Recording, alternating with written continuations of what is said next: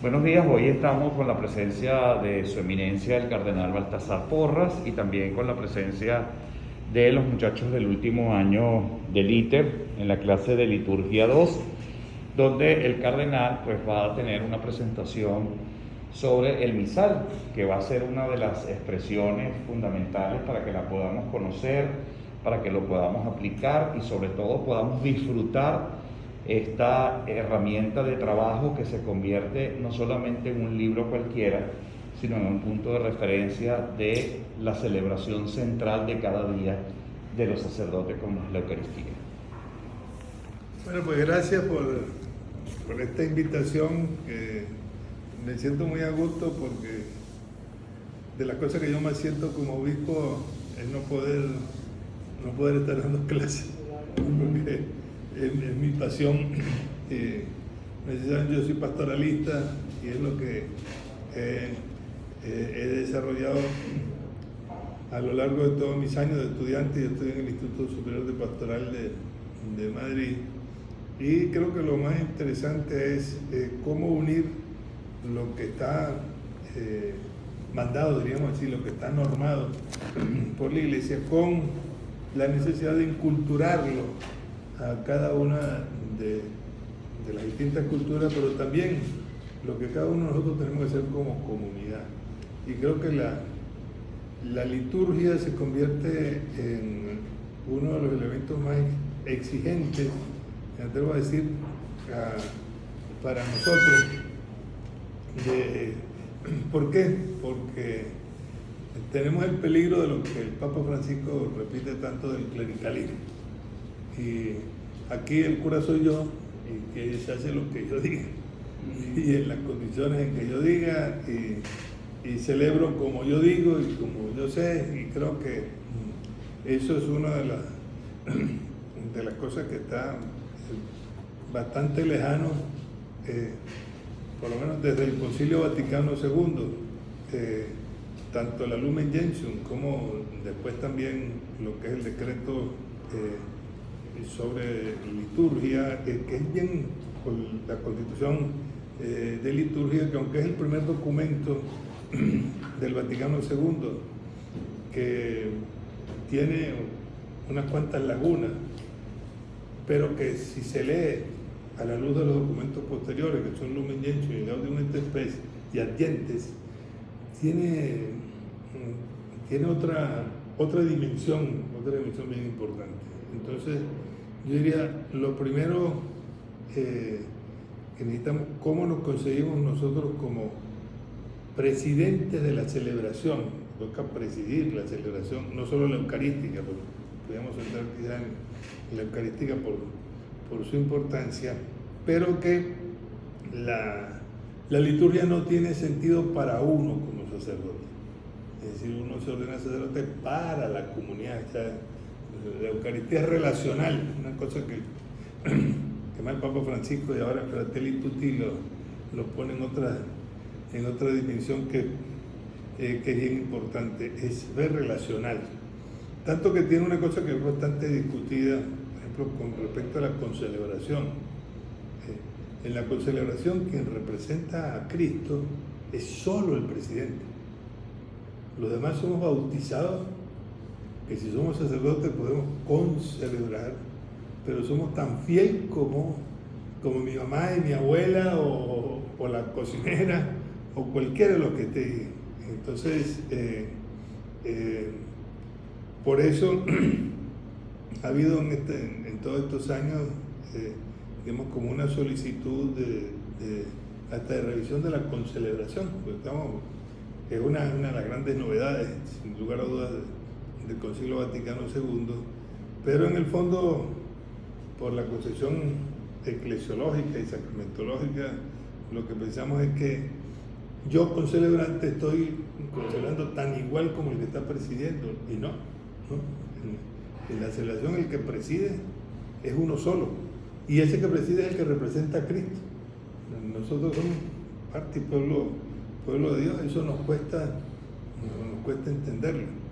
Por eso a veces en algunos sitios se hace de manera distinta.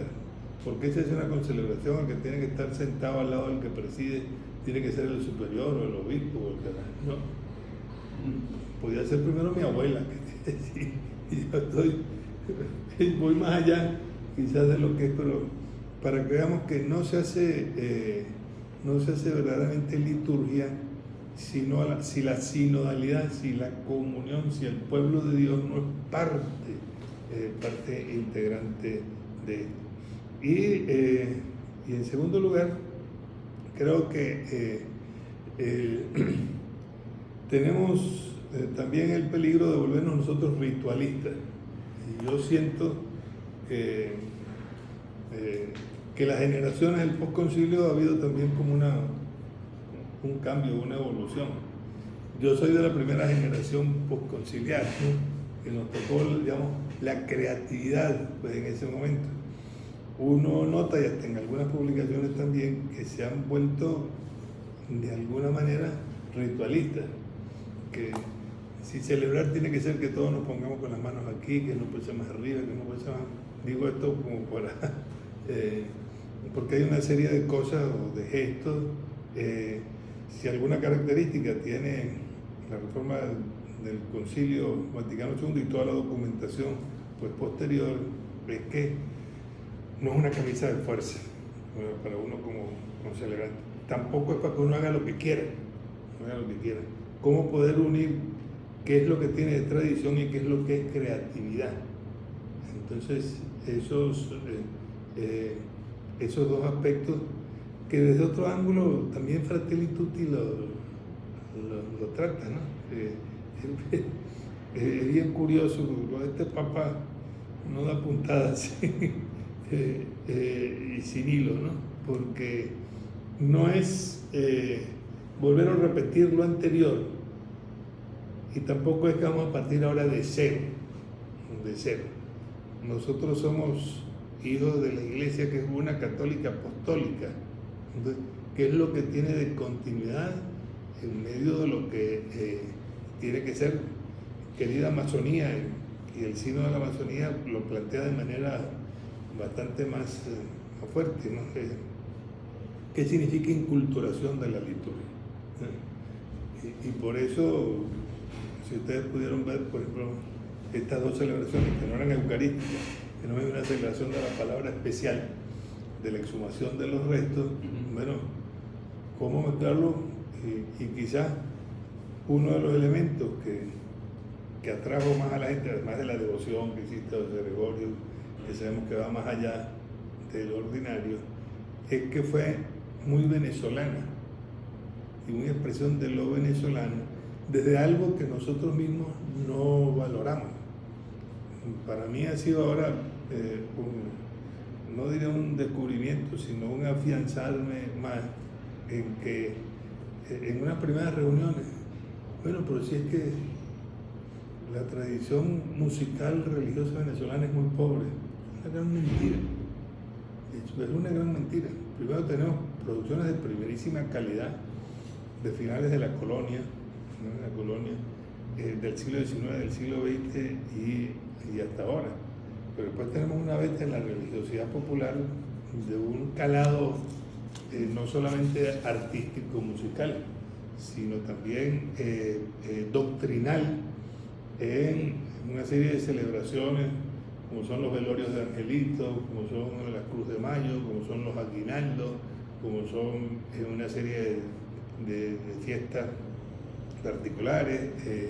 Hay que ver lo que es la tradición oriental venezolana, que es la que se asemeja más a la andaluza, muchas expresiones, pero que tiene un sentido muy bello y hermoso. Y doctrinalmente, fíjense, si nos ponemos a analizar algunos de los villancicos, tanto los antiguos como los más modernos venezolanos, hay algunos que podían tener la firma de un gran teólogo, porque son unas letras que reflejan mucho más. Entonces yo creo que esto es importante ver esa beta enorme y que la sigue habiendo ahora, y no solo de música religiosa clásica, sino también pues, popular, que bueno, por esa razón lo podemos ver. Pero yendo a la misa, a la Eucaristía, en concreto, y creo que puede ser interesante. Estuve buscando, porque yo lo tengo en Mérida, la Iglesia en Oración de Martín Oro, que es un libro clásico, y aunque es bastante antiguo, es muy interesante. Muy interesante, ¿por qué? Porque nos dice la razón de ser de cada una de las partes de la Eucaristía y de los sacramentos, todo en general. Es decir, ¿por qué el acto penitencial? ¿Qué significa? O sea, ¿por qué la liturgia de la palabra? ¿Qué es la liturgia eucarística? Toda una serie de aspectos. Con lo cual, cuando nosotros vayamos a hacer algo, no significa dejar esto, sino qué es lo que hay ahí de válido y qué es lo que yo puedo recrear. No yo, mi comunidad, para que represente de verdad el sentir de que no se está haciendo un rito ajeno, extranjero, sino que es algo realmente propio.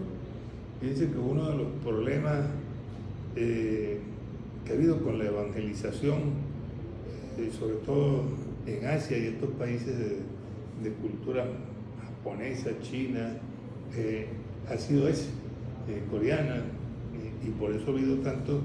¿Por qué? Porque lo que se ha sentido es como una imposición de una cultura occidental de alguna manera podemos decir en contra de lo que es nuestra propia forma de ser y de ver las cosas. Yo pertenecí durante 15 años a la Comisión de Patrimonio de la Iglesia a nivel del Vaticano y bueno, yo lo disfruté mucho porque me tocó, entre otros, durante un quinquenio con el cardenal de Tokio y el cardenal Martini en Milán. El tercero era yo, de los mismos que estamos ahí. ¿Y qué significa patrimonio para nosotros occidentales y qué significa patrimonio para este cardenal japonés? Y él nos tumbaba todo, el viejito, él nos tumbaba todo. ¿Por qué? Para ustedes patrimonio es conservar en el tiempo y decir que tienen una catedral o una iglesia, qué sé yo, que tiene 10 siglos, 15 siglos. Para nosotros no, porque el único que es eterno es Dios. Y por tanto, en la tradición sintoísta, los templos se hacen de madera y se destruyen cada 25 años, porque solo Dios es eterno. El único permanente es Dios. Cama. Fíjense lo que es. Son dos concepciones totalmente distintas. ¿Qué es lo que hay que conservar? Lo que hay que conservar es la fe, pero no lo material que no expresa, ¿sí? En el sentido de la creación. Entonces, yo pienso que nosotros tenemos una gran oportunidad en este momento entre nosotros de redescubrirnos desde una tradición que ha sido muy creativa en muchos aspectos y no los valoramos. Desde la colonia hasta nuestros días. ¿Por qué se les ocurrió a los misioneros? Y en su mayoría eran extranjeros, que venían de la península, con las condiciones de lo que era el territorio de Venezuela, que quedara plasmado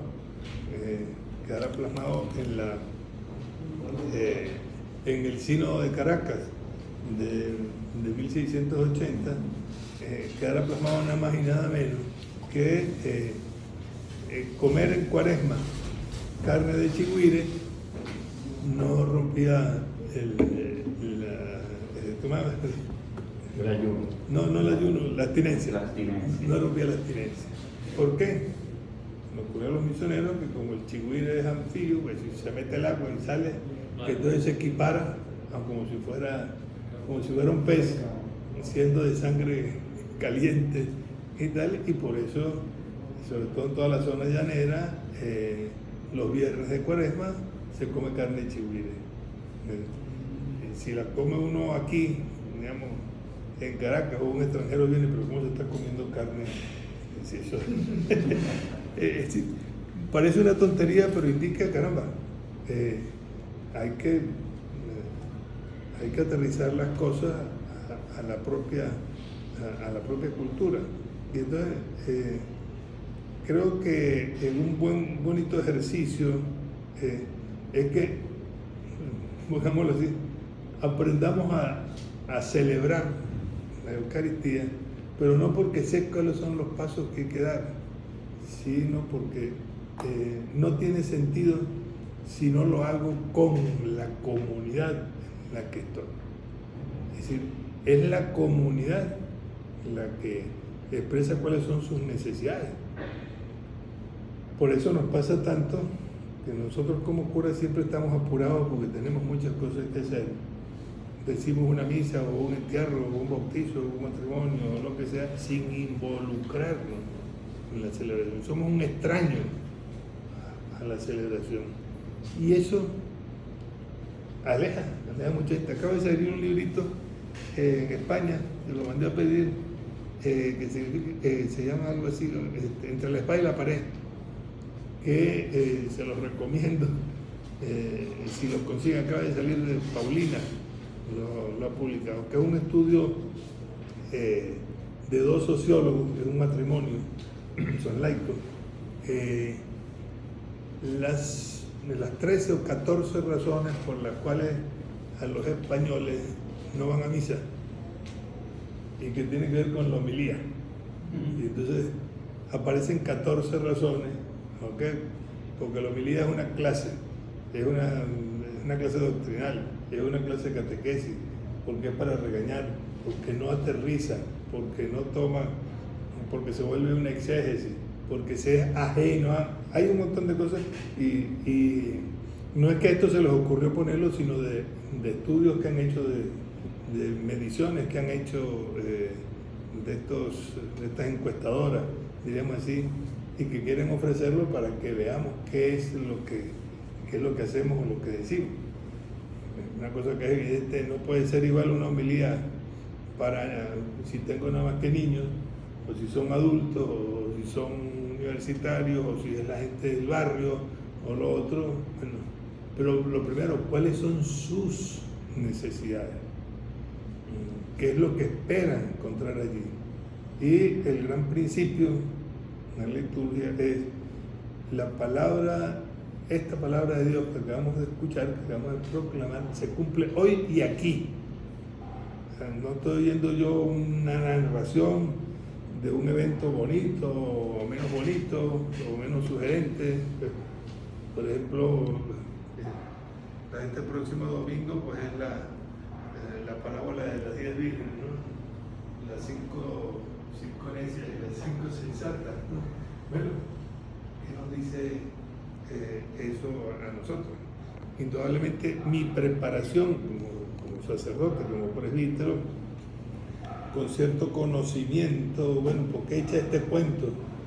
Si lo tradujéramos al venezolano, pues no serían a lo mejor las 10 vírgenes prudentes o tal, pero si lo aplicamos también a un matrimonio, pudiera ser la corte esa que hay siempre de muchachos y muchachas. ¿Qué significa qué significa el aceite? Pues allí, ¿para qué sirve el aceite? Pues sirve para engrasar. Entonces no es ni más el aceite, sino que son los valores que me permiten a mí actuar mejor o no. ¿Y por qué no le doy a las necias? No es porque soy egoísta y no quiero transmitirlo, sino porque tú me estás pidiendo que yo te dé un valor que yo tengo que tú no tienes. Es decir, el honrado soy yo, o el honesto soy yo, y tú que no lo eres quieres pegarte, pero si no lo tienes. Entonces, ese tipo de cosas, ¿cómo hacerlo? Pero, entonces, me parece que eso es un ejercicio bien importante que hace crecer a la gente y también nos hace crecer pues, a nosotros. Porque si no, no siempre, pero la mayoría de las veces podemos ser vistos por la comunidad como alguien ajeno a la comunidad. Nosotros somos unos bichos raros, nosotros somos como distintos, no nos sienten involucrados, y no porque no seamos venezolanos. A veces hay algunos extranjeros que son curas o monjas extranjeras o nacidos en otro lado que están mejor encarnados que nosotros, que cada uno de nosotros, porque no sintonizamos con eso. Entonces, ¿eso que exige? En primer lugar, tener en cuenta, y sobre todo para la Eucaristía, porque para las otras celebraciones se puede ser mucho más creativo, digamos, sin estar o sin faltar, diríamos así, a la norma del sistema. Pero ¿qué sentido tiene la norma? Y es lo que está, por eso es interesante leer la institución, que nadie la lee, y menos ahora. En mi tiempo sí, porque uno, para poderse ordenar, tenía que presentar examen de esto. Ahora, como todos nos hemos aprendido, entonces, la Institución General del Misal Romano, bueno, tiene una serie de cosas. El primer capítulo es la importancia y dignidad de la celebración, pues, la estructura de la misa y cuáles son los elementos principales de la misa. Entonces, la lectura de la palabra de Dios y su explicación. ¿Por qué se lee la palabra de Dios? Nuestra tradición judeo-cristiana es la que nos lleva, y entonces el capítulo 4 de Lucas, allá en Nazaret, esto se cumple hoy y aquí. Tan duro fue aquello que, a Jesús lo que quería era tirarlo ya por el despeñadero de la cosa, porque se cumple pues hoy y aquí. Y el valor de las oraciones. Entonces eso hace, por ejemplo, y los misales, algunos antes lo tenían con estas o semejantes palabras, y nosotros siempre con estas. En el nombre del Padre, del Hijo y del Espíritu Santo, y decimos siempre lo mismo cuando hay una serie de partes que, si no se vinculan con lo que se está celebrando ese día, pues no tiene. Uno puede tener a lo mejor el mismo texto, digamos, evangélico, es decir, las bienaventuranzas. Las bienaventuranzas nos pueden servir para una misa de difuntos, nos pueden servir para una misa que trabaja en pastoral social, nos puede servir, buscámosle todo lo que queramos. No puedo hacer lo mismo o decir lo mismo, porque son momentos y situaciones distintas que tienen que ir acompañadas. Es la encarnación, cómo encarnar esto pues en el hoy. Entonces, para eso se presta en primer lugar pues, en el inicio, tanto el saludo. ¿Cómo puedo hacer los saludos? Bueno, fijémonos un poco todos los saludos de las cartas de San Pablo, cómo comienzan. Silvano y Timoteo y no sé cuánto, los saludamos, y no es lo mismo lo que hago por primera vez que el que hago por segunda. Entonces, ¿cómo para sintonizar, digamos, con la gente? Pero después, está muy bien decir yo confieso, pero las otras formas son las que están, no solo es para repetirlas, sin más, sino que yo las puedo adaptar a la circunstancia de lo que estamos celebrando, del auditorio, digamos, no es la palabra, de los otros protagonistas de la celebración, porque la celebración eminentemente comunitaria. Entonces, tenemos allí un elemento que siempre lo pasamos, le damos un mateo, ¿sí? para seguir pues, adelante. Entonces, ahí hay algo que es importante. Recordemos que la mayor parte de las oraciones, viene después, las oraciones están hechas en un contexto cristológico, soteriológico. Muchos de ellos nos vienen de la tradición de los 7, 8 primeros siglos, cuando estaban las cuestiones cristológicas, y algunas después que son distintas. Por ejemplo, es muy distinto las oraciones que compone Santo Tomás de Aquino para el Santísimo Sacramento, para la fiesta del corpus que los que puedan ser antes. Entonces, es que yo puedo cambiar como quiero. No, tiene que tener un valor que la oración inicial, la primera oración de la Eucaristía, es una oración de perspectiva. No, venimos aquí a celebrar para tal cosa. Entonces, y indudablemente intervienen entonces allí o la fiesta del santo o alguno de los misterios del Señor o de la Virgen. Pero ¿para qué? Para que nosotros crezcamos. Así como la oración por comunión es damos gracias por lo que hemos recibido. Y fíjense, yo les digo algo, Perry no lo sabe porque el ejercicio de todos estos meses de pandemia y con las transmisiones de televisión, yo creo que, o de las redes, yo creo que nos obligan a descubrir algunos elementos que son de verdad pues interesantes. A mí ha habido gente que se me ha quedado, ya no, pero en la primera semana, ¿usted por qué no hace comunión espiritual en la misa? Digo, porque la comunión espiritual es con toda la celebración. No es que yo tengo ganas de hablar, que me den la hostia, ¿no? Y esa palabra de Dios, tú comulgas con ella, la que oíste, es la unión de las dos. Por eso no lo hago, porque toda la celebración que la estoy viendo, ¿cómo se llama? Digital, a distancia, me dice, yo lo que tengo es hambre de que me entreguen la comunión. Si usted tiene hambre de que entreguen la comunión, si no tiene hambre que lo que dice la palabra de Dios lo lleve a hacer el bien, aquí hay un cable pelado, algo que no está. Entonces a veces, ¿cómo cuidar nuestro lenguaje para no hacerlo? Y tenemos una posibilidad de verdaderas municiones, como son el orar de hermanos. Bueno, estamos viendo que orar de hermanos, ¿para qué? Esta celebración que está aquí, ¿cómo ahí se puede, pues, digamos, meter o agregar algo? Casi nunca hacemos una munición del Padre Nuestro. Bueno, el Padre Nuestro hay que vincularlo con la palabra que está y la comunión que viene, y lo puedo enriquecer. No se trata de improvisar. Uno improvisa bien cuando ha preparado bien, cuando es producto de la comunidad que está con uno. Entonces, ver este ritmo de las cosas, y también muchas de las municiones que se hacen, por ejemplo, para las lecturas, no son municiones. Primero, en estos momentos el sacerdote sube al altar, que lo está viendo, pero tiene que decir lo que está viendo. O aquí San Pablo le dice a los de Corinto, no, la proclamación, esta palabra de San Pablo que nos dice hoy, aquí a nosotros. San Pablo le habla a los de Corinto de que están peleando, preguntémonos si es que nosotros estamos peleando. Y por eso escuchémoslo con atención.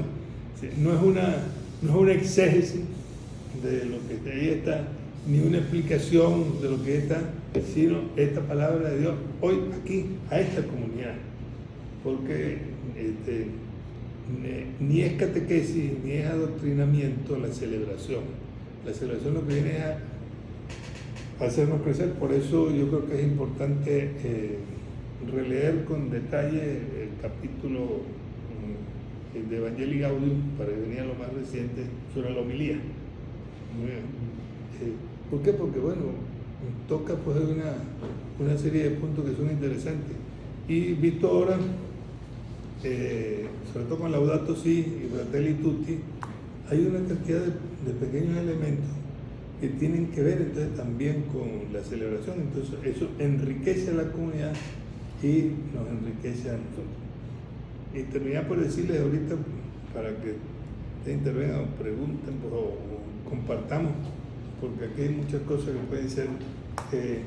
En esta colección hay, pero aquí no la veo completa, no la consigo completa en ninguna parte, los cuadernos de pastoral litúrgica de Barcelona, Después en la revista Fase también salen cosas bien interesantes. Es muy sugerente también la Maison 10 francesa, porque es muy desde una sociedad secularizada. Algunas cosas buenas, más sencillas, tiene actualidad litúrgica mexicana, porque responde un poco más a la cultura nuestra. Hay subsidios que nosotros tenemos. Yo en estos días hablaba con el provincial de los paulinos de que el pan de la palabra tenía que ser más encarnado nosotros. Es decir, si el domingo tal del tiempo ordinario coincide en Venezuela con el Día del Padre, por decir algo, y no hay ninguna alusión a eso, o una fiesta patria, o una fiesta popular, ¿para qué tengo yo necesidad del pan de la palabra? No tengo ninguna necesidad porque no me aterriza. Pues, por eso la oración de los fieles y lo que están en estos libros son sugerencias, que tienen también un ritmo. Primero pido por lo universal, después le pido por necesidades concretas, después pido por los vivos, por los difuntos.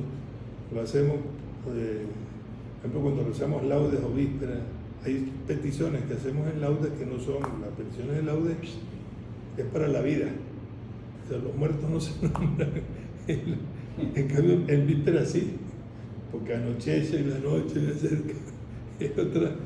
Bueno, esos ritmos creo que son interesantes y a uno lo enriquece. Y le terminé con decir algo que le he contado muchas veces, que es el padre Rino, ¿no? Y que no es producto mío. Una monjita granadina, española, que fue mi secretaria durante casi 20 años allá en Mérida. Ella siempre tuvo, ya está retirada porque ya tiene casi 90 años, allá en España. Lo de ella era trabajar con niños y adolescentes, monaguillos, servidores del altar. Y creó un movimiento de servidores del altar impresionante, porque no es que aprendieran a ayudar a la misa, sino ustedes son los protagonistas de la misa. Y no solamente de la misa, tienen que hacer también, a su nivel, tienen que ser misioneros. Y entonces, con la cantidad de subsidios que hay por internet para formadores de servidores del altar, que son muchísimos, pero interesantísimos, y uno se lo pone a los muchachos hoy en día para meterse en cualquier cosa de esas, son tremendos. Del CELAN, que todavía se puede bajar, discipulitos. Hay que ver lo que es a niños y adolescentes haciendo lección divina. A mí me dejan con la boca abierta, pero con la boca abierta. Y además se viene, Monseñor, usted sabe rezar con el texto tal. ¿Quiere que se lo explique? Y empieza a darle. Lo han sacado y lo han bajado, no sé más, pero ¿por qué? Porque hoy vamos a celebrar esto. Y mire, y todo esto que están ahí empezando por mi mamá, eso vino porque la trajimos nosotros. Si no, no hubiera venido para acá.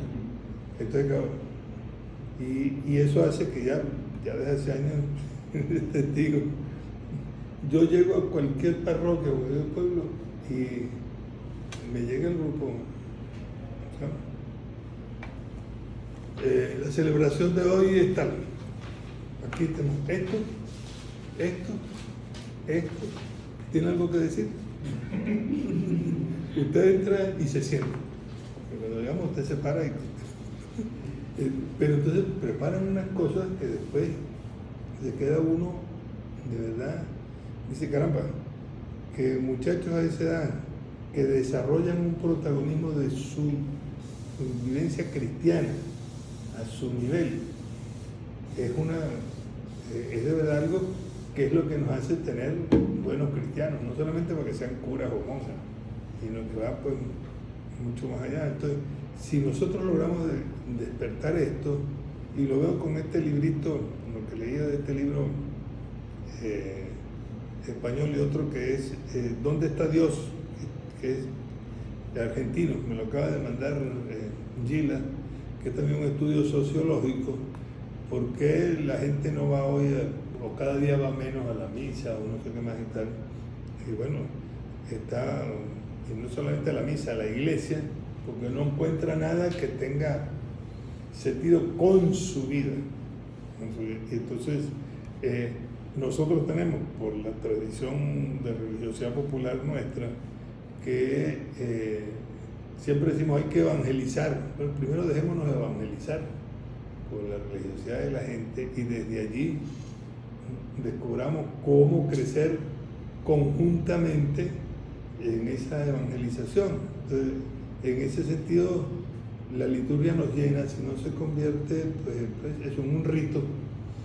Yo lo repito y claro, llega un momento, y más con nuestra realidad, un día como ayer, antier, de los muertos, pues si me toca hacer 100 responsos y 20 misas, pues bueno, ya yo soy un robot que no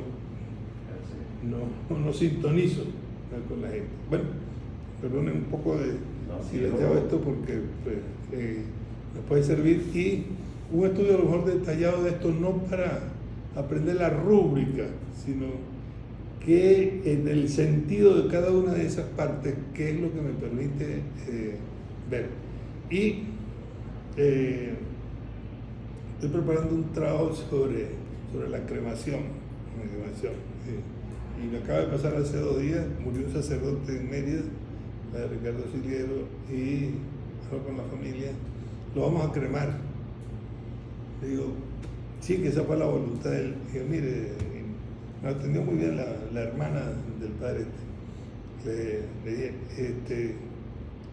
la última determinación, sugerencia, porque todavía no son normas, es que, por supuesto, está permitida la cremación, pero privilegia, y sobre todo para nosotros los clérigos, que solo si no es absolutamente necesario, mejor se inhumen y no se cremen. Entonces me dice ella, pero es que si la cremamos cuesta $200 y si la enterramos cuesta 350, no, se lo pago yo.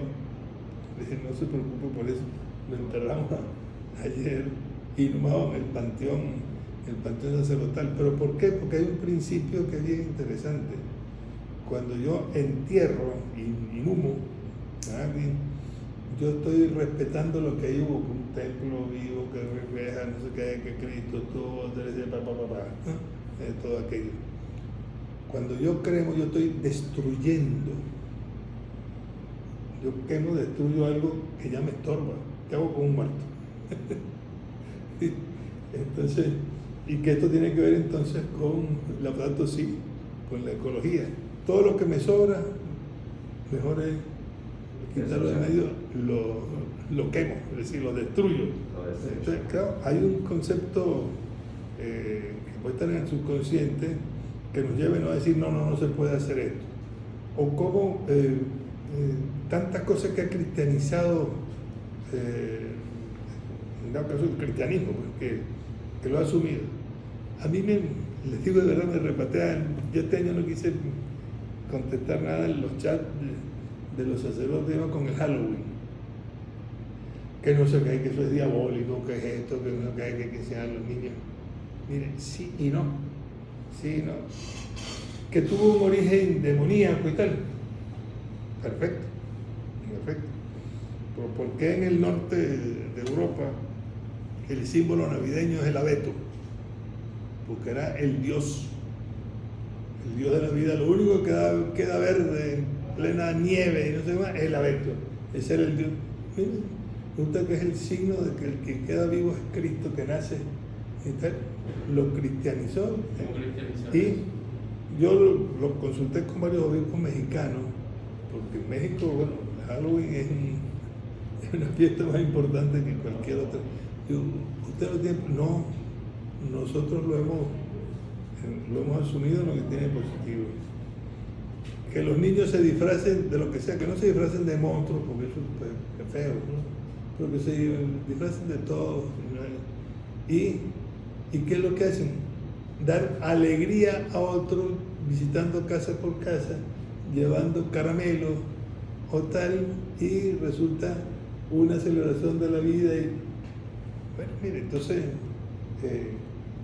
busquemos como tantas cosas que hay entre nosotros que fueron cristianizadas y que las hemos asumido de distintas maneras para no irnos de bruces, que es una de las cosas por las cuales se critica tanto al Papa Francisco.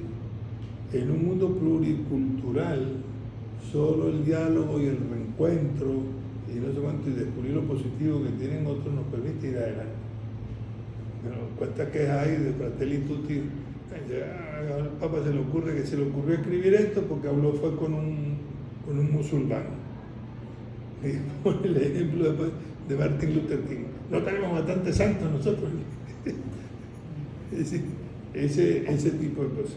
Bueno, no, he hablado más de la cuenta. No, creo que he hablado mucho. Yo me he convertido en un oyente, porque además es un privilegio poder contar con experiencia, con conocimiento y sobre todo muy agradecido porque definitivamente, fíjense, uno de los elementos que a mí me dejó resonando el tema de la concelebración y la celebración, que generalmente uno estereotipa siempre la concelebración es lo mismo que la celebración, y eso teológicamente hablando usted me ha hecho caer en cuenta que hay una distinción tremenda y in persona Christi es realmente el que preside, el presidente.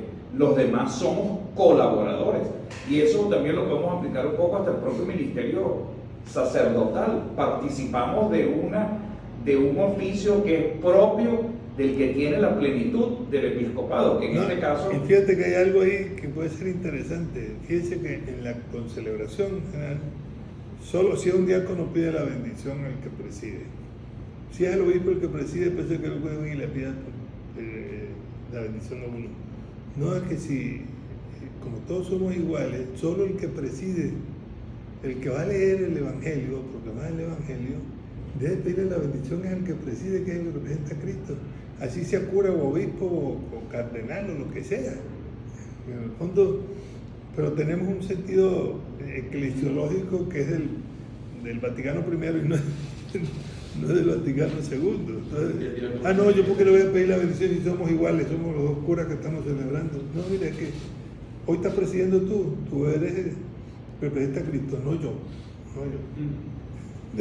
Sí, realmente teológicamente nos llama poderosamente la atención. Y yo recuerdo que el padre Francisco Javier me invitó prácticamente a escasa una semana de iniciar el curso de Liturgia 2, porque había tenido dificultades con, digamos, tener una persona especializada en liturgia. Me llama poderosamente la atención cómo las visiones de los que estudian liturgia, los liturgistas, los pastoralistas, en este caso estamos hablando, además de un obispo, estamos hablando de una persona especializada en teología pastoral, la inmensa importancia que tiene la no improvisación de estas celebraciones.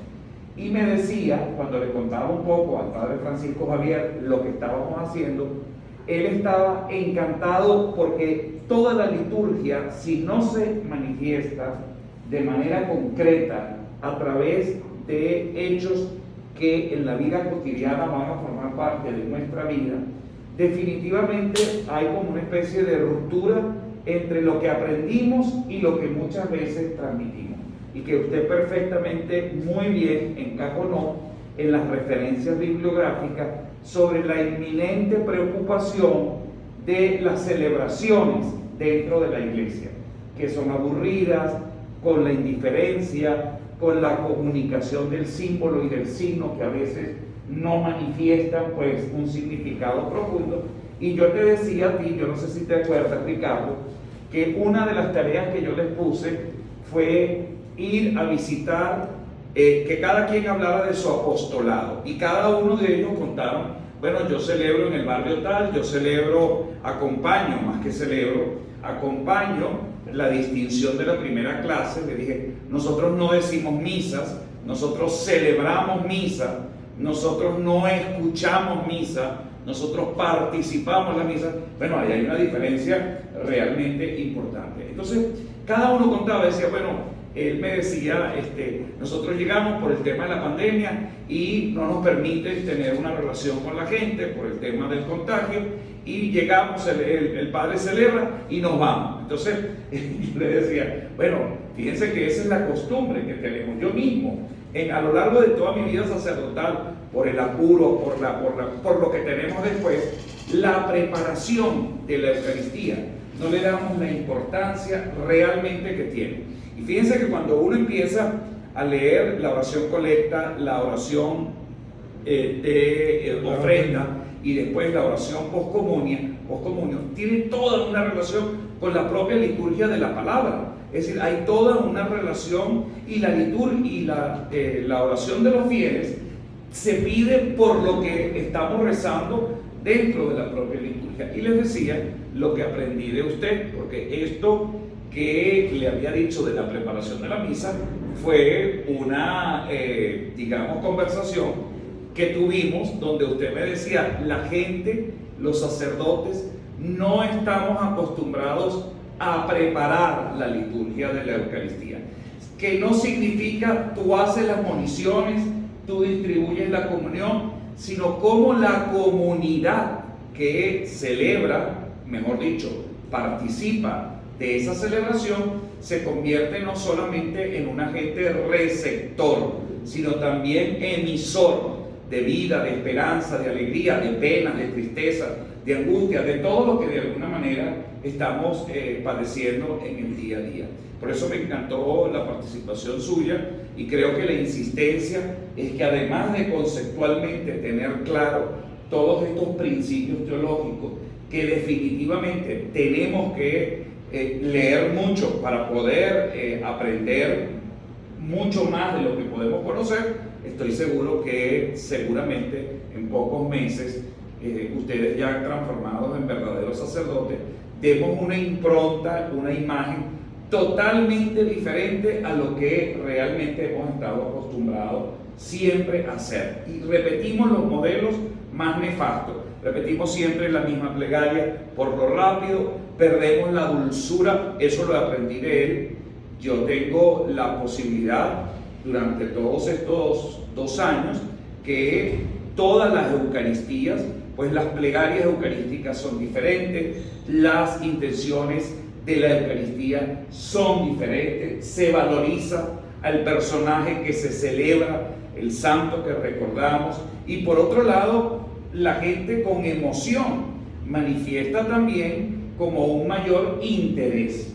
Y hoy, fíjense que lo hemos recibido como un gran reto, que era el gran desafío que se le presentaba a la iglesia toda, con todas las dificultades del internet y todo lo que eso representa, el tener la posibilidad de transmitir la misa vía online.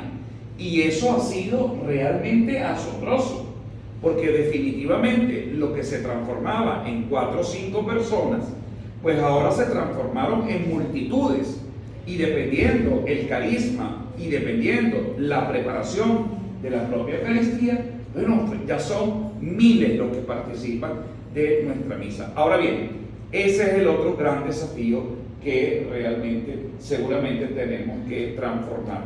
¿Cómo lograr que los 15.000, 1.000 o 500 o 30 o 40 de las personas que nos seguían en la Eucaristía, que seguimos transmitiendo la vía online, pueda de alguna manera dar el salto a una participación un poco más efectiva? Porque seguramente activa ya lo es, al participar de la misa no le quita valor a su participación, pero para que sea efectiva mi participación presencial dentro de la propia comunidad. Y yo creo que ese reto definitivamente lo tienen las nuevas generaciones, porque nos vamos a encontrar con muchos desafíos que aún todavía no terminamos de conocer y mucho menos de manejar, y que seguramente se va a presentar como una plataforma extraordinaria para nunca perder la centralidad a lo que debemos de alguna manera lograr. No sé si alguno quiere participar y decir algo. Bueno, Yo quiero decir con respecto a lo que usted dice, profe, que es verdad, hay que ayudar a los feligreses a que vivan lo que hacen, entendiéndolo, como lo pide el Vaticano II, y ahí en el misal romano, en la introducción está bastante claro. Pero yo creo que también, y lo sabemos, pero quiero comentarlo, y para mí es importantísimo, más allá de una catequesis de conocer todo eso, es fomentar la vida interior, la vida espiritual de la persona, porque no es solamente como convencerlos como publicitariamente, mira qué bonito, mira qué linda está la iglesia, mira cómo... Eso es importante, pero la gente tiene que, nosotros todos tenemos que descubrir lo espiritual, que es la fuente, lo realmente importante. Yo digo que por lo menos nosotros tenemos la misión con los indígenas, los capuchinos, los pemones y todo esto, en esas iglesitas tan sencillitas que son una churuata y ellos van descalzos, y aquello para mí han sido las mejores celebraciones de la Eucaristía, porque tal vez, y ellos, sobre todo los mayores, los viejitos y las viejitas, no entienden el castellano, ellos no entienden el castellano, y ellos salen felices de la celebración de la Eucaristía, los jóvenes y los niños ya van aprendiendo, pero es por la calidad de fe que tienen, porque ellos saben qué es lo que está aconteciendo ahí, y no solo lo saben, sino que lo sienten y lo viven. Entonces yo creo que es un reto que tenemos, es descubramos lo espiritual, el sentido central es Jesucristo, que está ahí presente, que se entrega, y no solo está ahí presente, se entrega, sino que yo me entrego con Él, yo lo vivo en mi vida. Y cuando descubrimos eso, entonces lo demás puede avanzar. Pero si empezamos por lo demás y esto, como que empezamos al revés, me parece. Eso me parece una cosa importantísima. Una cosa particular que la vemos ya discutir con el padre, y lo recuerda el cardenal, es lo de la diversidad y la riqueza que tenemos en la liturgia, pero nos encajonamos con lo mismo de siempre. Siempre lo recordamos, creo que hemos dicho, creo que en la casa de la plegaria dona, que siempre se dice, todo el tiempo se dice la dona. Entonces, por estar rezando con el padre, y recuerdo que Raúl, José Raúl, una vez nos decía, pero es que ustedes revisa, y tienen uno aquí, una carta, y he contado como 12 plegarias, ¿no? Así. Dice, y es más, y pueden haber más todavía, pero nosotros nos encajonamos solamente en eso, y eso como que también repercute en quitarle la riqueza a la liturgia, porque vamos haciendo lo mismo. Es la misma queja que yo tenía, tal vez otros más, cuando empecé como religioso y empezamos con la liturgia de las horas. Yo decía, qué carrizo, estamos leyendo los mismos salmos todo el tiempo. Después el formador de nosotros nos explicaba, pero esto tiene un sentido, porque este salmo es el lunes, porque el viernes es penitencial, ves que va en un paso de aquí para allá, todo esto, lo vas a repetir dentro de 4 semanas, pero tiene otro sentido. Lo de si estás celebrando la memoria de un santo, por ejemplo hoy San Carlos Borromeo, o sea, no puedes pasar y que bueno, eso es común de pastores, y no hace ninguna mención a quién fue San Carlos Borromeo. Entonces está igual que esté celebrando San Carlos Borromeo que esté celebrando, no sé, cualquier otro que fue obispo. Entonces ahí también le estamos quitando la riqueza. La invitación para nosotros, que como dice el padre, podemos ser la nueva generación de presbíteros, es de rescatar esa riqueza y presentársela al pueblo, y tal vez ahí subsanar muchas cosas de esas objeciones que colocan de no ir a misa por considerarla repetitiva, fastidiosa, porque lo mismo de siempre. Bueno, y también si tienen la queja de que la homilía es puro regañado. Recuerdo había un hermano salesiano que decía, si regañamos en la homilía a los que sí fueron, en vez de regañar a los que no fueron, pero regañamos a los que sí fueron, a los que sí están allí. Entonces, ¿por qué estaban regañando si ellos hicieron el esfuerzo y están allí? Lo que nos desea el cardenal es lo primero, el saludo y las oraciones. Tal vez creo que en nuestro caso mucho por nervios no es extendernos y no meter otras cosas, capaz que eso no es, estoy enrollado. Sí, que parece sin alargar. Fíjate nada más, por ejemplo, lo que pone el director aquí con los ritos iniciales. Dos parrafitos. Los ritos que preceden a la liturgia de la palabra, es decir, el canto de entrada, el saludo, el acto penitencial, el Señor ten piedad del Gloria y la oración colecta, tienen el carácter de exordio, introducción y preparación. Ten en cuenta que es eso. Pero dice, la finalidad de estos ritos es hacer que los fieles reunidos constituyan una comunidad. Vamos, si no lo relacionas con su vida, con lo que viene, no se crece en espiritualidad, porque uno va a la celebración es para salir con mayor sentido de cercanía de Dios, ¿no? Y se dispongan a oír cómo conviene la palabra de Dios y a celebrar dignamente la Eucaristía.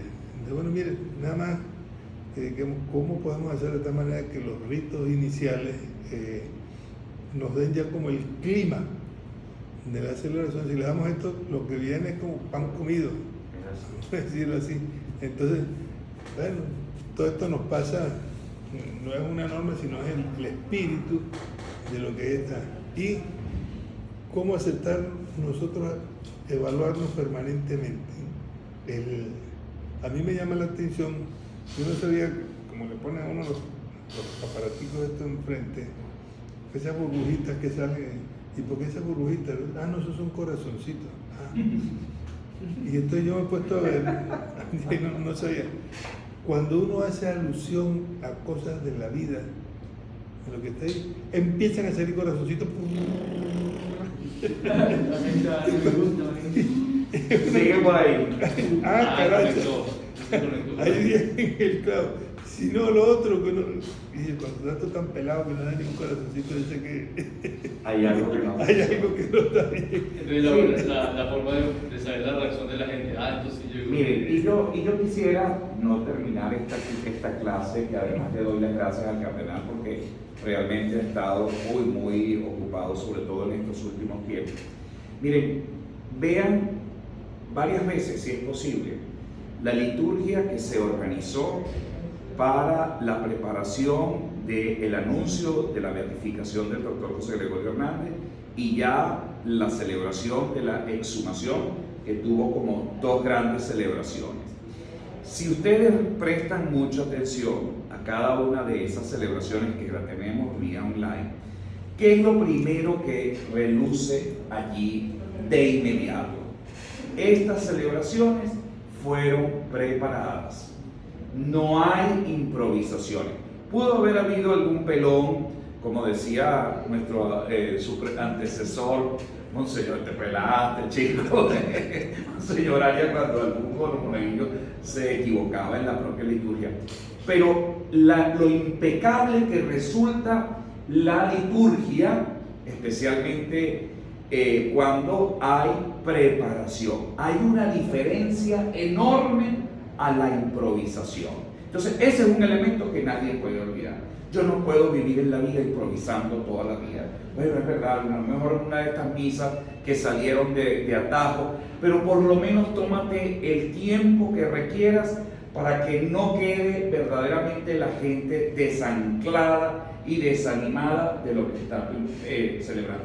Y que haya muchos corazoncitos, que nos decía el cardenal, más que por la elocuencia de tus palabras, que al fin y al cabo son pobres, porque se van a dar cuenta. Me pasa a mí con 28 años de cura, escucho al cardenal que tiene 200 años ya, muchos años más, y realmente uno se le sale como la baba, caramba, pero mírale lo que yo estoy viendo. ¿Eso qué lo da? ¿La inteligencia, la sagacidad del estudio? No, eso lo da la experiencia. Eso lo da el comer y el vivir durante mucho más tiempo. El que más vive y el que más experiencia tiene y el que más estudia, siempre no se puede olvidar el tiempo, y eso es un elemento fundamental. Entonces, la preparación es un elemento importante. La otra cosa era, fíjense que en esas celebraciones hubo otro elemento que fue como en el clavo, y el cardenal lo dijo, y yo quiero que ustedes en eso queden bien, pero bien anclados, y ojalá, él debe un libro, él tiene que hacer algunas cosas que las ha prometido hacer, sobre todo con la música, especialmente los villancicos, los aguinaldos venezolanos, que además tienen una inmensa tradición y hay que recogerlo porque no se puede desperdiciar. Fíjense que esa liturgia ha tenido unos componentes muy criollos. Y fíjense que eso, que ahí aparece aquella mujer toda morenaza, sale con aquel vozarrón, cantando y manifestando, wow, se convierte en algo precioso dentro de la propia liturgia, donde todos estábamos como expectantes, atentos, y donde todo se hacía como sabroso, el poder estar allí y disfrutar una celebración que nos dejó realmente muy contentos, muy felices. Entonces, ¿cómo poder añadir esos componentes para enriquecer más la liturgia? Que era lo que tú decías, ¿no? Y no tener las sacristías, que a veces no sabemos si son oficinas, si son depósitos de detergente, tenemos el colecto y tenemos lo demás, sino que aprendamos realmente a cultivar, no de llenarnos de trapo con ornamentos y con piedras, y mientras más piedras y mientras más peroles le pongamos, porque la liturgia tiene que ser sobria, pero que podamos apreciar eso que tú mismo habías dicho. Bueno, los indígenas, cuántas cosas maravillosas dentro del acervo cultural autóctono de esa comunidad específicamente puede de alguna manera manifestar. Entonces, esos ornamentos tienen que denotar lo que ellos aprenden y saben perfectamente hacer. Los vasos sagrados y todo lo que de alguna manera la danza. Cuando eso tiene un significado y se explica, seguramente viene apreciado, valorado por toda la comunidad. Eminencia, yo quería darle las gracias infinitamente y somos unos privilegiados, yo el primero, por su tiempo y especialmente por habernos transmitido. Esperemos que nos inviten a la ordenación de cada uno de ustedes y que podamos de verdad compartir en el ministerio la alegría de seguir sirviendo. No, y ustedes que están en zonas muy populares, creo que es importante también, yo lo tengo muy metido hace mucho tiempo, que la pobreza no está reñida con la belleza. Y hoy que somos gente de imagen, toda la imagen, uno no puede ir todo desarrapado. Primero porque lo primero que indica es que no respeta a la gente. La gente quiere que lo tome uno en cuenta. Y uno va a un velorio que uno está no sé cuánto y llega uno ahí de cualquier manera y se pone no, mire, por respeto a la gente, que la gente sienta que lo toma uno en cuenta. Entonces, la pobreza no está reñida con la belleza. Hay cosas muy sencillas que se pueden hacer, pero si uno va todo y se puso una cosa que está toda de onda, fea, sucia, no es por la gente, no por uno, no por uno, respetar la gente se sienta como tomado pues, en cuenta y preguntarle uno a la gente, porque la gente, sobre todo la gente sencilla, ay, muy bonito, pero no entendimos nada, ay, usted estaba hoy apurado. Hay cosas como, yo por ejemplo, no veo el reloj, aunque esté en el canto, cuando tuve una celebración. Porque como usted ve el reloj otra vez, hace, ay, usted estaba apurado, ¿verdad? Usted no quería estar aquí. Hay detalles que son pistolos, pero que son importantes. Y yo tengo que admitir que él se propone todos los días que la plegaria sea todos los días diferente. Y les voy a decir otra cosa, eso es verdad porque yo lo viví. Los monaguillos le indican a él cuál es la plegaria que él va a utilizar y le indican a él cómo se va a estructurar la misa. Yo creo que esa es la iglesia que debemos de alguna manera cuidar, que los laicos y el clero de alguna manera podamos aprender a vivir lo que tanto el Papa Francisco nos ha invitado con el tema de la sinodalidad. Gracias, porque tengo un webinar ahorita.